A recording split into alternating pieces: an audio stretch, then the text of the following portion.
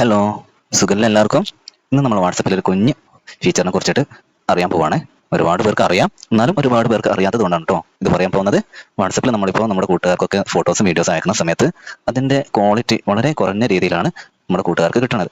അതെന്തുകൊണ്ടാണെന്ന് വെച്ചാൽ വാട്സപ്പിലൂടെ ഈ ഫോട്ടോസും വീഡിയോസും പെട്ടെന്ന് അപ്പുറത്തേക്ക് എത്താൻ വേണ്ടിയിട്ട് വാട്സപ്പ് തന്നെ ഓട്ടോമാറ്റിക്കലായിട്ട് അതിൻ്റെ സൈസും അതിൻ്റെ ക്വാളിറ്റി ഒക്കെ കുറച്ചിട്ടാണ് അത് സെൻഡ് ചെയ്യുന്നത്. അതുകൊണ്ടാണ് ഇങ്ങനെ നമ്മൾ അയക്കുന്ന വീഡിയോസിൻ്റെയും ഫോട്ടോസിൻ്റെയൊക്കെ ക്വാളിറ്റി വളരെ കുറഞ്ഞ് കാണിക്കുന്നത്.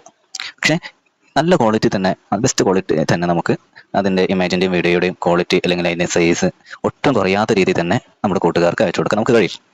അതിനുള്ള 3 തരത്തിലുള്ള സൊല്യൂഷൻസ് ആണ് ഇതിലൂടെ നമ്മൾ മനസ്സിലാക്കാൻ പോകുന്നത്. ഒന്നാമത്തത്, നമ്മൾ ഫോട്ടോസ് അയക്കുന്ന സമയത്ത് സെലക്ട് ചെയ്യപ്പെടുന്ന ഫോട്ടോയുടെ ഏറ്റവും മുകളിൽ HD എന്നുള്ള ഓപ്ഷൻ കാണാം. അത് ക്ലിക്ക് ചെയ്താൽ 2 ഓപ്ഷൻ കാണിക്കും: സ്റ്റാൻഡേർഡ് ക്വാളിറ്റി, HD ക്വാളിറ്റി. ഇതിൽ നമ്മൾ HD ക്വാളിറ്റി സെലക്ട് ചെയ്ത് കൊടുക്കുക. എന്നിട്ട് സെൻഡ് ചെയ്താൽ നമ്മുടെ കൂട്ടുകാർക്ക് അത് HD ക്വാളിറ്റിയിലായിട്ട് കിട്ടും. അതേപോലെ തന്നെയാണ് വീഡിയോ അയച്ചു കൊടുക്കേണ്ടത്. ഏതെങ്കിലും ഒരു വീഡിയോ, ഇപ്പോൾ ഏത് ഫോട്ടോസും ഏത് വീഡിയോസ് അയക്കുന്ന സമയത്ത് അത് ഓട്ടോമാറ്റിക്കായിട്ട് HD ക്വാളിറ്റിയിൽ അവർക്ക് സെൻഡ് ആവണമെങ്കിൽ നമ്മൾ വാട്സപ്പിൻ്റെ സെറ്റിംഗ്സ് എടുക്കുക. സെറ്റിംഗ്സിൽ സ്റ്റോറേജ് ആൻഡ് ഡാറ്റ എന്നുള്ള ഓപ്ഷൻ ക്ലിക്ക് ചെയ്യുക. അവിടെ മീഡിയ അപ്ലോഡ് ക്വാളിറ്റി എന്നുള്ള ഓപ്ഷൻ ക്ലിക്ക് ചെയ്യുക. അവിടെ HD ക്വാളിറ്റി എന്നുള്ളത് ക്ലിക്ക് ചെയ്തിട്ട് സേവ് കൊടുക്കുക. അത് ഓട്ടോമാറ്റിക്കലി കിട്ടേണ്ട ആൾക്ക് HD ആയിട്ട് കിട്ടിക്കോളും. അതാണ് ഇവിടെ കാണിക്കുന്നത്.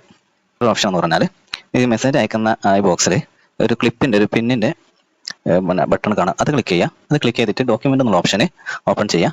അതിൽ ബ്രൗസ് ഡോക്യുമെൻറ്റ്സ് എടുക്കുക. അതിൽ നമുക്ക് അയക്കേണ്ട ഏത് ഫോട്ടോസാണോ ആ ഫോട്ടോസ് അല്ലെങ്കിൽ ആ വീഡിയോസ് എന്താക്കുക സെലക്ട് ചെയ്യുക.